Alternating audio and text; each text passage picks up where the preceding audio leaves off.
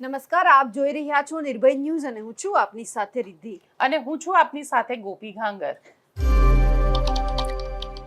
માત્ર 50,000 ભરી અને ડ્રોન વસાવો, ડ્રોન વ્યવસાયની અંદર કમાવો 7 થી 8 લાખ રૂપિયા પ્રતિ વર્ષ। ગુજરાતના ખેડૂતોની પહેલી પસંદ, તો આજે જ સંપર્ક કરો।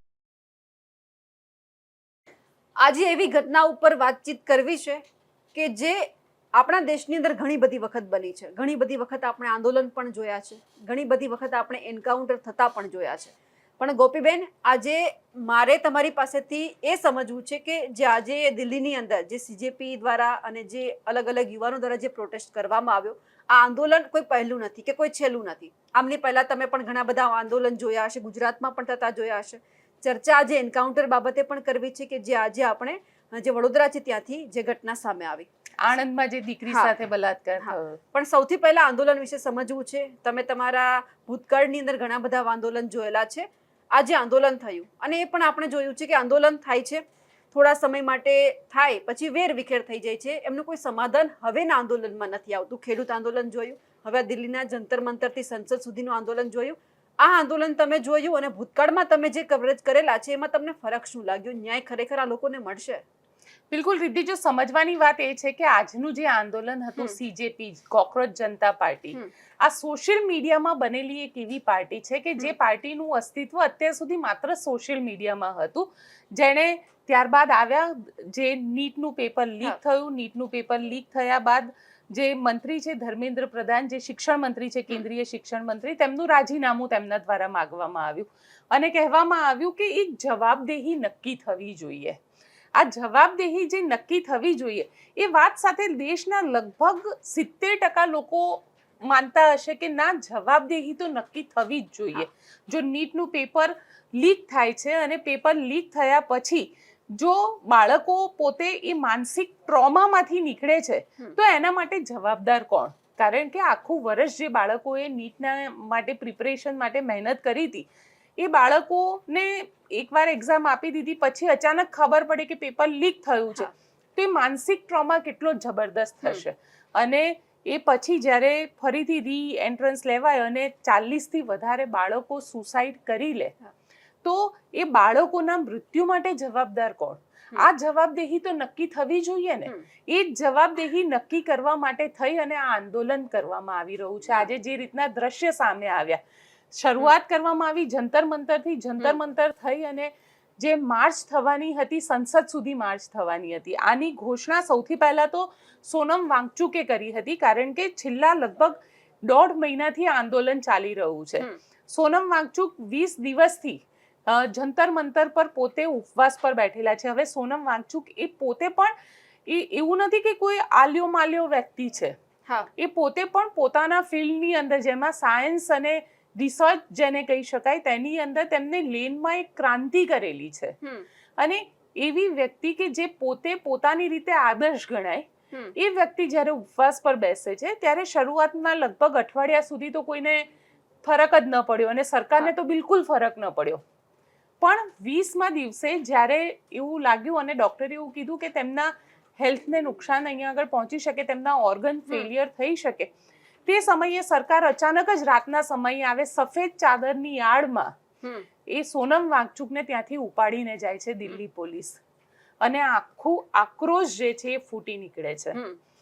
સૌથી મહત્વની વાત તો અહીંયા આગળ એ છે કે સોનમ વાંગચુકને જે રીતે લઈ જવામાં આવ્યા ને, એને લઈને સવાલ ઊભા થવા લાગ્યા કે સરકાર આ શું કરી રહી છે। કારણ કે એ વખતે પ્રધાનમંત્રી નરેન્દ્ર મોદીની એક જૂની સ્પીચ સોશિયલ મીડિયા ઉપર વાયરલ થાય છે, અને એ સ્પીચ કઈ હતી? તો એ સ્પીચ એ હતી કે જ્યારે બાબા રામદેવ પોતે આંદોલન કરી રહ્યા હતા, એ પણ મનમોહનની સરકારની સામે અને યુપીએની સરકારની સામે, અડધી રાત્રે ત્યાં પોલીસ પહોંચી હતી, દિલ્હી પોલીસ, અને ત્યાંથી બધાને ભગાડવામાં આવ્યા હતા, ત્યારે પ્રધાનમંત્રી નરેન્દ્ર મોદીએ આ સરકારને, એ વખતની સરકારને ચેલેન્જ કરી હતી, અને ચેલેન્જ કરતા જે કીધું હતું એ જ શબ્દો અત્યારના આંદોલન માટે બહુ જ પરફેક્ટ બેસતા હતા કે જ્યારે તમે વિપક્ષમાં હતા ત્યારે તમે સરકારને ચેલેન્જ કરી રહ્યા છો, અત્યારે તમે સરકારમાં છો અને આંદોલન કોક કરી રહ્યું છે તો તમે એને ચેલેન્જ કરી રહ્યા છો।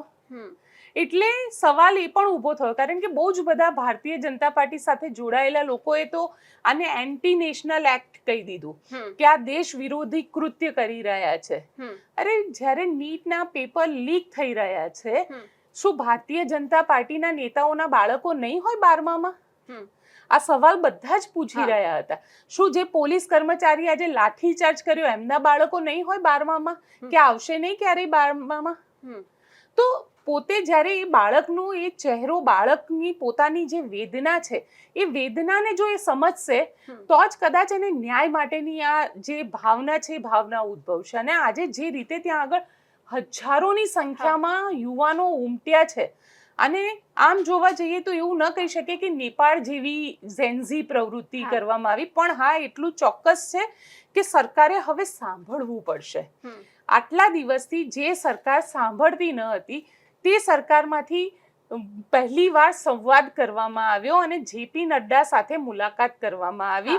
જેપી નડ્ડાને પોતાના મુદ્દા આપવામાં આવ્યા અને કહેવામાં આવ્યું કે આ મુદ્દા અને જે શિક્ષણ મંત્રી છે ધર્મેન્દ્ર પ્રધાન, તેમનું રાજીનામું જોઈએ છે. આ વાત કરવામાં આવી. એટલે અહીંયા આગળ સૌથી મહત્વની વાત રીધી એ થાય છે કે આંદોલનો ઘણા બધા થયા. પાટીદાર આંદોલન પણ મેં જોયું, કારણ કે પાટીદાર આંદોલન જે વખતે ચાલતું હતું ગુજરાતની અંદર, એ વખતે તમે જુઓ એટલે પાટીદારોનો જે આક્રોશ હતો એ જબરદસ્ત હતો. અને એ આક્રોશમાં 14 દીકરાઓના મૃત્યુ થયા હતા.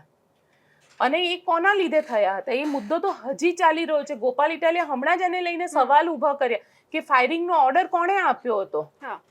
એ સવાલ તો આજે પણ એટલો જ જીવિત છે. એટલે જ્યારે પાટીદાર આંદોલન થયા હતા ત્યારબાદ થોડા સમય બાદ આનંદીબેન પટેલને મુખ્યમંત્રી પદેથી હટાવી દેવામાં આવ્યા. એવું એ વખતે કહેવાયું કે પાટીદાર આંદોલનના લીધે આનંદીબેનને હટાવવામાં આવ્યા. પણ અહીંયા આગળ વસ્તુ એ આવે છે કે જે રીતે આ આખું આંદોલન કરવામાં આવ્યું અને ત્યારબાદ જે ખેડૂત આંદોલન થયું, ખેડૂત આંદોલનની અંદર પણ સતત 7 મહિના સુધી આ આંદોલન ચાલ્યું. 7 મહિના સુધી ખેડૂતો પોતે દિલ્હીની બોર્ડર ઉપર, કારણ કે દિલ્હીને સીલ કરી દેવામાં આવ્યું હતું, બધી જ બોર્ડર સીલ કરી દેવામાં આવી હતી. ખેડૂતો માટે 3 બિલ લાવવામાં આવ્યા હતા. એ 3 બિલની વિરુદ્ધમાં ખેડૂતો આંદોલન કરી રહ્યા હતા. અને એ વખતે પણ મને યાદ છે કે 26મી જાન્યુઆરીનું હતું અને 26મી જાન્યુઆરીએ જે રીતે પાર્લામેન્ટ ઉપરથી જે પરેડ પૂરી થઈ અને આ બાજુ ખેડૂતોએ સંસદ ઘેરવાનું શરૂ કર્યું અને ટ્રેક્ટર લઈને ખેડૂતો દિલ્હીની અંદર ઘૂસી ગયા હતા. અને એ વખતનો જે માહોલ હતો, કદાચ આજે એ જ પ્રકારનો એક માહોલ આપણને જોવા મળ્યો કે સંસદ સુધી જે વિદ્યાર્થીઓ છે તેઓ પહોંચી રહ્યા હતા, જે યુવાનો છે. અને એ યુવાનો કેમ પહોંચી રહ્યા છે? તો એ યુવાનો બેરોજગાર છે. એમની આ બધામાં એમની જે મુખ્ય સમસ્યા છે કે બેરોજગારી છે, શિક્ષણ પ્રાઇવેટાઇઝેશન થઈ ગયું છે, લાખો કરોડો રૂપિયાની ફી આપવી પડી રહી છે. આ બધાનું જે મુખ્ય મૂળ મુદ્દો છે એ મૂળ મુદ્દાનું તો ક્યાંય સમાધાન જ નથી. અને એટલા જ માટે આ યુવાનોનો ગુસ્સો જે છે એ આજે ફૂટી નીકળ્યો અને આ યુવાનો અહીંયા મોટી સંખ્યામાં ભેગા થયા. કદાચ પ્રધાનમંત્રી નરેન્દ્ર મોદીના આવ્યા બાદ ખેડૂત આંદોલન થયું. ખેડૂત આંદોલનમાં પણ ઘણા બધા ખેડૂતોનો જીવ ગયો હતો. ત્યારબાદનું આ એક પહેલું મોટું આંદોલન જેને કહેવાય, જે યુવાનો દ્વારા કરવામાં આવ્યું, એ સૌથી મોટું આંદોલન છે. એટલે ક્યાંક એવું કહેવાય રહ્યું છે કે હવે યુવાનોની અંદર જે ડર હતો એ ડર અહીંયા આગળ નીકળી ગયો છે. સૌથી મહત્વની વાત એ છે કે જે એન્ટી નેશનલ, કારણ કે ઘણી બધી વખતે તમે જ્યારે વિરોધમાં બોલો ને તો તમને દેશદ્રોહી કહી દેવામાં આવે, પણ અહીંયા એકે વ્યક્તિ દેશદ્રોહી નથી. એમને દેશ માટે લાગણી છે, દેશ માટે દિલમાં દુખી રહ્યું છે, એટલા માટે બધા ભેગા થયા છે. એ લોકો સિસ્ટમની સામે છે, એ કોઈ વ્યક્તિની સામે નથી. એમનો જે સવાલ છે એ સિસ્ટમ છે અને સિસ્ટમે એનો જવાબ આપવો જોઈએ. એનો જો સિસ્ટમ એ જવાબ નથી આપતી તો એનો મતલબ એમ છે કે સિસ્ટમને કોઈ ફરક જ નથી પડી રહ્યો. તમારી પાસે લોકશાહી છે જ નહીં. જો લોકશાહી હોય તો જવાબદેહી નક્કી થાય. અહીંયા જવાબદેહી તો નક્કી જ નથી થઈ રહી. કોણ એના માટે જવાબદાર છે? પેપર લીક થયું તો કયા લોકો સુધી? જો એ પેપર લીકનો મામલો હોય કે પછી ખેડૂતના ખેતરમાં થાંભલા નાખવાની બાબત હોય, જવાબદેહી તો નક્કી થવી જોઈએ ને કે કોના કારણે લાઠીચાર્જ કરવામાં આવ્યો, કોના કહેવાથી થયું. પાટીદાર આંદોલનમાં ફાયરિંગ થયું તો કોના કહેવાથી થયું? આજે અહીંયા આગળ છોકરાઓ ભેગા થયા તો નીટનું પેપર લીક થયું, પણ નીટનું પેપર કેમ લીક થયું એ સવાલ છોકરાઓ પૂછી રહ્યા છે, યુવાનો પૂછી રહ્યા છે. અને સૌથી મહત્વની વસ્તુ તો એ છે કે જ્યારે આ યુવાનો જે છે એ યુવાનોનો જે ગુસ્સો છે એ ગુસ્સો પણ કદાચ એટલો જ વ્યાજબી છે, કારણ કે એ પોતે હેરાન થઈ રહ્યા છે, પોતે ભોગવી રહ્યા છે. આજે અભિજીત દીપકે ત્યાં હતા, તેમની સાથે સોનમ વાંગચુકના પત્ની ત્યાં આગળ હતા, ગીતાંજલિ વાંગચુક એ પણ ત્યાં હતા, ઘણા બધા યુવાનો ત્યાં આગળ પહોંચ્યા હતા. આ લોકો શું કીધું તે આપણે સાંભળી લઈએ. They are not handling it in a statesmanly manner. They are not handling it like a good governance should. A graceful government should have allowed this protest, because then they would have heard the voices of people, and based on that they would have changed. But this is not a progressive government, and therefore this government cannot make India Vishwaguru. Huh? I have already said that I don't have faith in any government machinery, and therefore I wanted to shift him from there. And this movement is against the government machinery, which has become absolutely corrupt, and it is not in the ये लोगों के हित में नहीं है.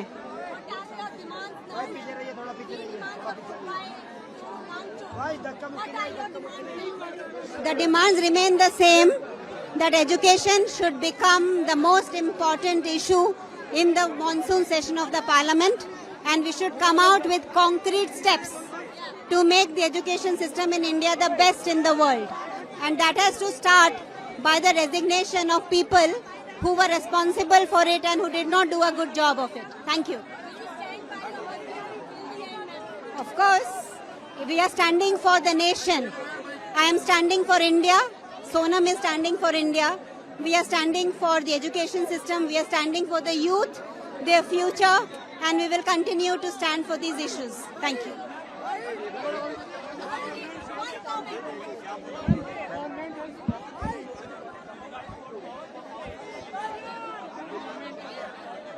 Let us speak. Let us see. She's speaking.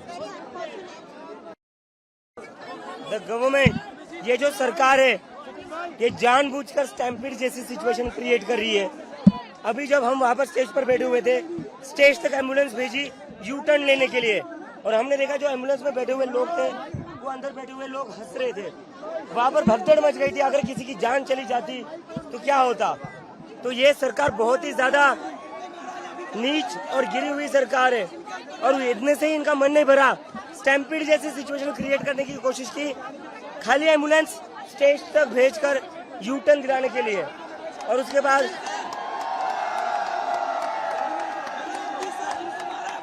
बाद उनका पेट नहीं भरा तो अभी लड़कियों पर मेल पुलिस ऑफिसर्स ने लाठीचार्ज किया है. बैरिकेड्स लगा, वो देखिए, उनको दिखाइए.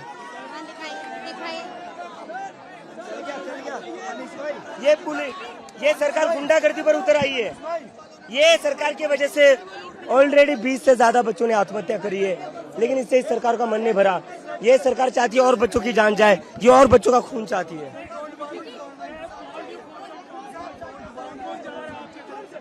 Ashutosh and Saurabh are there on behalf of the Cockroach Janata Party and Sonam Wangchuk.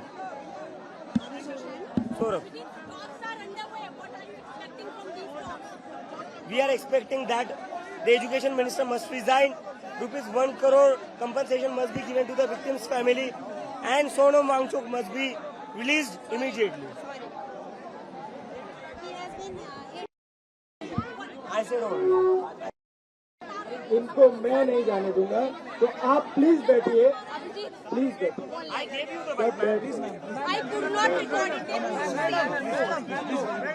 सभी बैठ जाइए, प्लीज बैठ जाइए. वहाँ वाले लोग बैठ जाइए, बैठ जाइए वहाँ, प्लीज बैठ जाइए वहाँ, बैठ जाइए, आप बैठ जाइए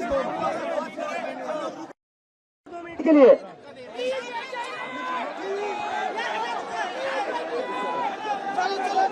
वो आपसे हाथ जोड़कर रिक्वेस्ट करेंगे, हाथ जोड़कर रिक्वेस्ट कर रहे हैं बैठने के लिए, फिर भी आप लोग सुन नहीं रहे हो. उन्होंने अपना आंसर तोड़ा नहीं है.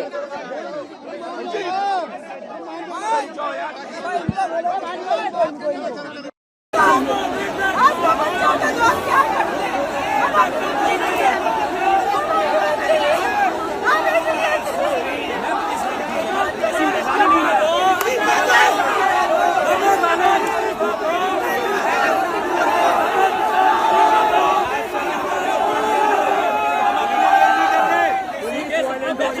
તમે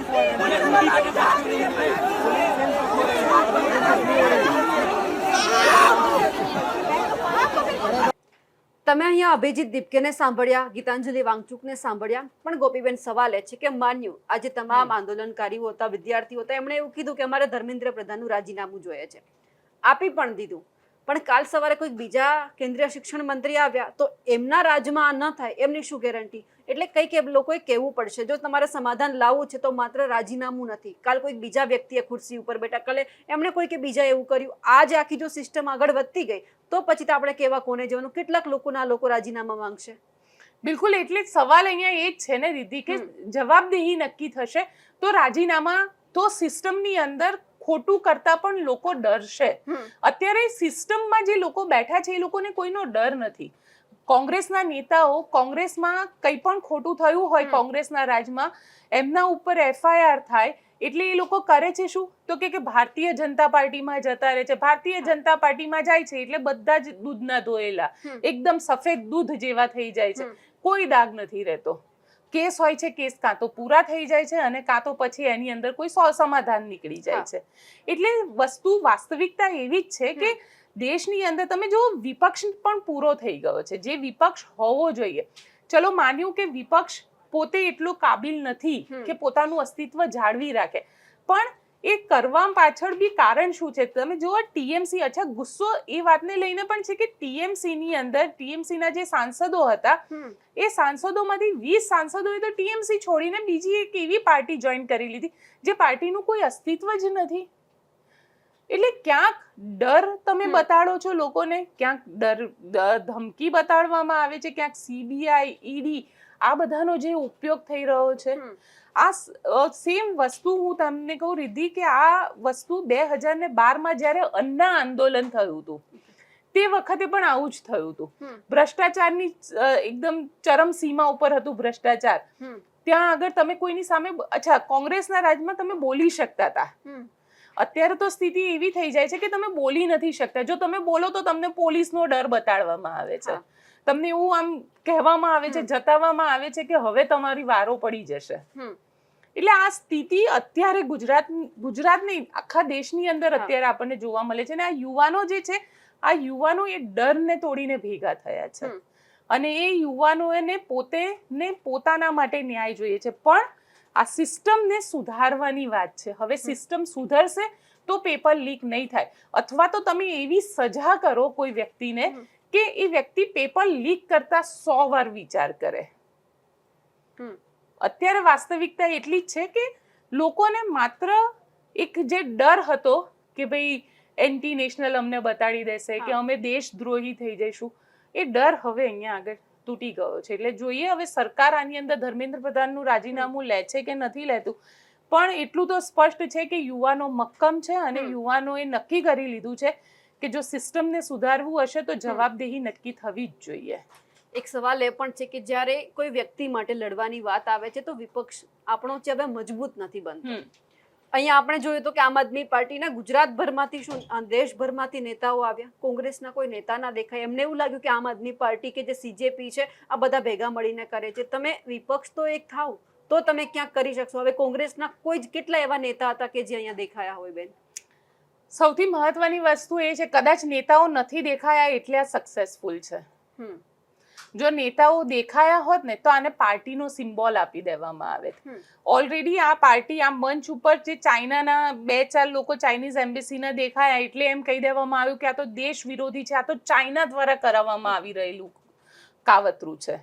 સોનમ વાંગચુક ચાઇનાથી પ્રેરિત થઈને અહીંયા આવેલા છે અને ચાઇના એની પાછળ બેકઅપમાં છે, આવી પણ વાત કરવામાં આવી. એટલે જે લોકો ભક્ત છે એમને તો કશું નહીં કહી શકાય, કારણ કે એમના આંખો ઉપર એક પડદો પડેલો જ છે અને એક પડદો ખબર નહીં ક્યારે હટશે. પણ એટલું ચોક્કસ છે કે જે લોકો જોઈ શકે છે એ લોકોને તો કમસે કમ એ વસ્તુ દેખાય છે કે જે રીતે આ આખું થઈ રહ્યું છે, જે મુવમેન્ટ્સ ચાલુ થઈ રહી છે, કમસે કમ જવાબદેહી નક્કી થવી જોઈએ. એ વાતનો સંવાદ, કારણ કે અહીંયા તમે વિચાર કરો કે 20 દિવસ થઈ ગયા હતા સોનમ વાંગચુકને ઉપવાસ ઉપર બેઠે, પણ સરકારમાંથી કોઈ સંવાદ જ ના થયો અને માટે આ સ્થિતિ આવી. જો સંવાદ કરવામાં આવ્યો હોત તો કદાચ આ સ્થિતિ ઉદ્ભવી જ ન હોત.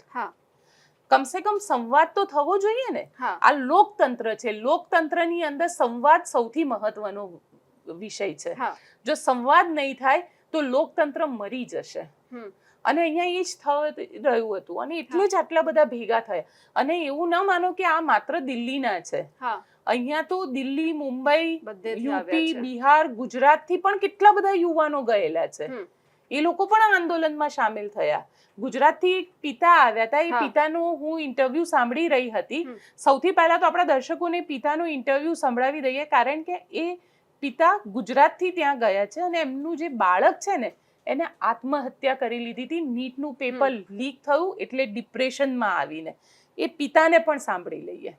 वो मेरा बेटा है, वहाँ पे फोटो लगी है, वो मैं उसका पापा हूँ. जब शुरू किया था तब मैं इसीलिए आया था और कल उसको 1 महीना पूरा हुआ और 1 महीने पे मेरे को मंथली श्रद्धांजलि क्या मिल रही है मेरे लिए, मेरे बेटे के लिए जो बैठे थे उनको भी गायब कर दिया. तो मैं यहाँ पे नहीं आऊँगा. जब शुरू किया था तब आया था, तब भी बात की थी मत करिए, गवर्नमेंट बेकार है. मैं खुद लड़ता हूँ. कैसे रास्ता निकलेगा वकील साहब?